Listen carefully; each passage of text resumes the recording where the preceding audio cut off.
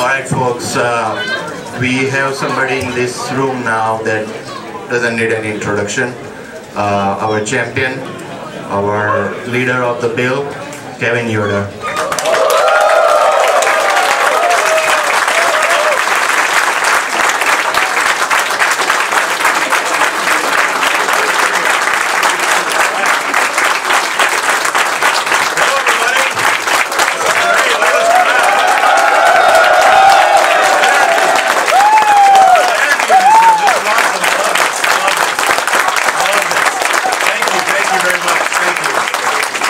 Thank you very much. Thank you all for being here today. Thank you for coming to Washington, D.C.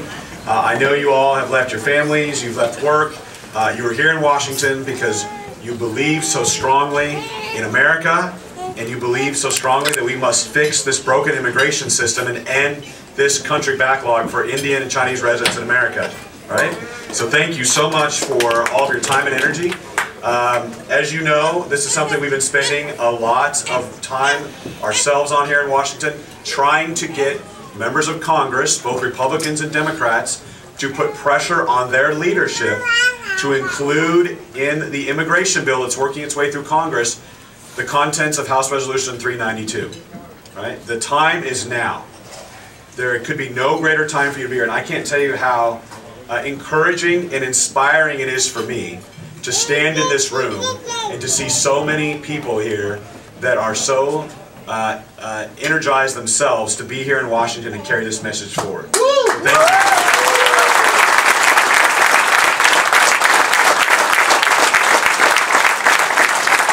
Number one, thank you. Number two, I'm standing here with my good buddy, Sunayana Dumala, who you know has become an international celebrity. Everyone here knows her personal triumph and her courage to persevere in the face of evil. And I will tell you, as we work on this bill, or we do so many things here in Washington on other issues, it is because of courageous people like Sunayana that make this country so great and so strong. So I want to thank her. She's my hero.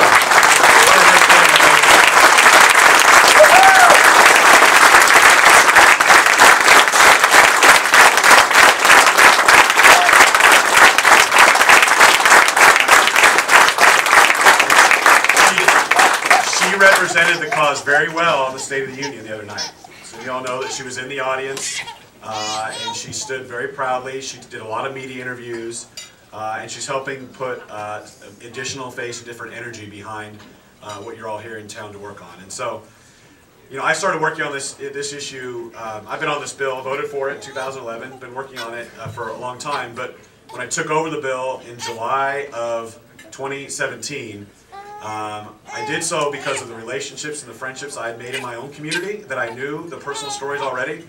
I did so also because I have a great staffer. You guys have met Michael Brooks over here.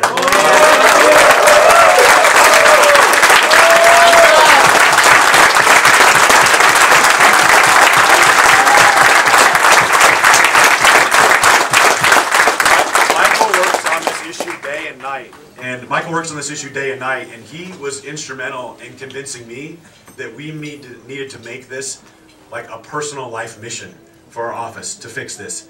And so the more I've gotten engaged on it, the more it has become a personal issue for me as well, and how badly I want to see this solved. All right?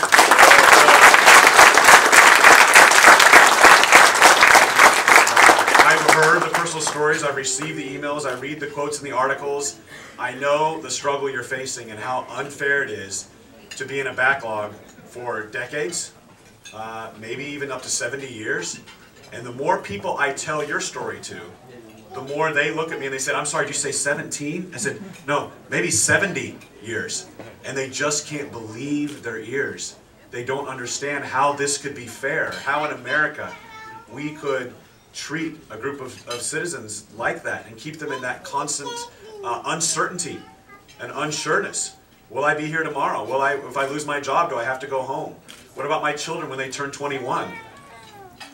What if something horrible happens to my spouse? Right? What does that do to my status? All those things are unnecessary outcomes and unnecessary uncertainties that are created because of this one very simple fix that we could change in the immigration system. And so we know that there are, I don't know how many people in this room, hundreds of people in this room, and we know that there are hundreds of thousands of people counting on all of you to carry their voice in the halls of Congress this week. Each one of you represents thousands and thousands of people that aren't here, that may not even understand the politics of it all. I mean, some people are tuned in, right? Immigration Voice has a lot of members, but there's hundreds of thousands more who don't even know what Immigration Voice is probably, right? Sure. So you're speaking out for a lot of people. I just read an article today in LA paper about a guy who was moving home, who'd been here for 5 years and gave up because he just said, I'd be better off going to India where I have a chance and have certainty. But we don't want that. We want America to have its doors open to all people. And the idea that we would tell a group of citizens just because they happen to be from India, they can't ever get a green card or ever become a citizen, to me is anti-American. It's wrong. It's an injustice we have to fix. So, all we're asking for is something very simple. We're asking for very simple. Let's make this first come, first served for high school workers. We're not actually asking anybody to cut in line. We're not asking for special treatment. We're asking for fair and equal treatment. We're asking for justice. And it is unjust to put people in the back of the line simply because of where they were born. Right? And so we're going to keep telling this story. We're going to keep talking to everyone we can to share your personal the personal fight that you're all engaging in your own lives. It matters, and we have to tell this in every corner of Congress.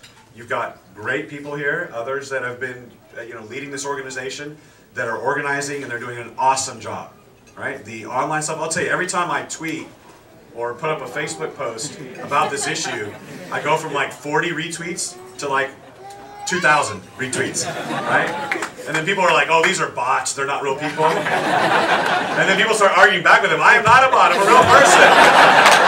I'm a real person. And that's the point. We're not bots, we're real people.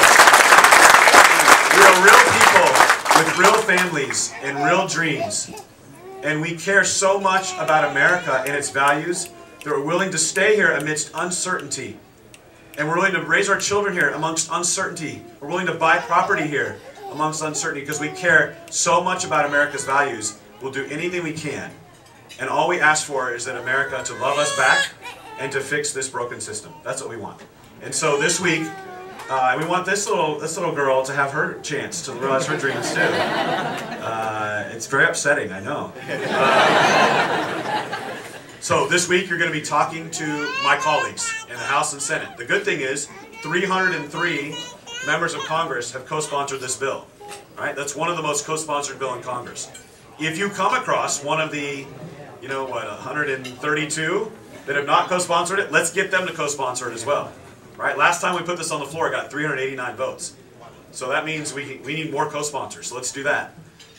But really, the most important thing we can do, and the most important message we have to carry forward, is that Congress is hopefully going to also fix other parts of the broken immigration system, right? Like our border security issues, like the DACA backlog, right? Those are people who have dreams too. We want to fix that as well. We're absolutely for them in fixing that problem as well, right?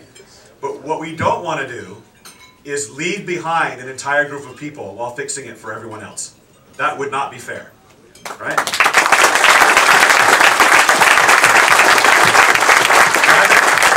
I've been making two arguments to say, because people say, well, why should it be in this bill, right? This is just about DACA and security. This isn't about, that's for a comprehensive bill later, okay? There is no comprehensive bill later, right? That's a sucker's bet, all right? We're not going to wait on that. This is the only train leaving the station. And if we don't hitch our car to this, we're going to get left behind, right? So that is our message. And I've been making two points. One, the Immigration Voice and the organizers behind this movement are willing to pay a fee to get the line back in its natural order, voluntarily, which could help pay for the security, right? That's an important argument because they call that a pay for. So just for congressional lingo, they call that a pay for. We've got maybe a $4 billion pay for. That's very valuable. And we're willing to put that forward to get into the, that's our ante to get into the game, right? And another argument I've been making is, we're talking about, on DACA, children who were brought to America through no fault of their own, but they're here illegally, right? We're trying to give them some sort of status so they can stay, maybe even someday become a citizen. What also about the children who are also brought here through no fault of their own, who are here legally? Shouldn't they also have a chance to realize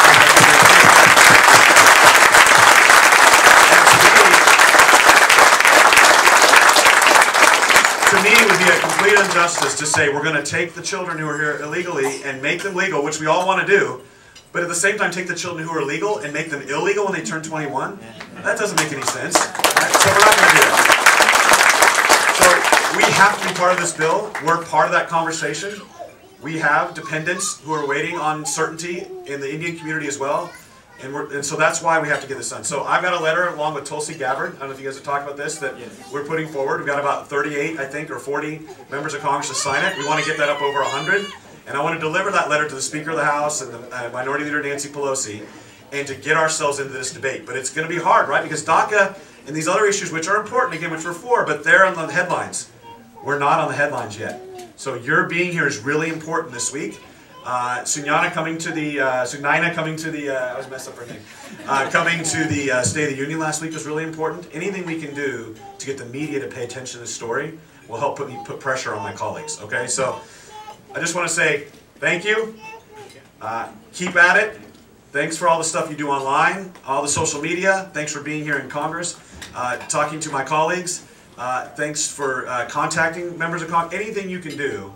And I want you to know that we are going to win this fight because you are fighting it with me. We're going to get it done.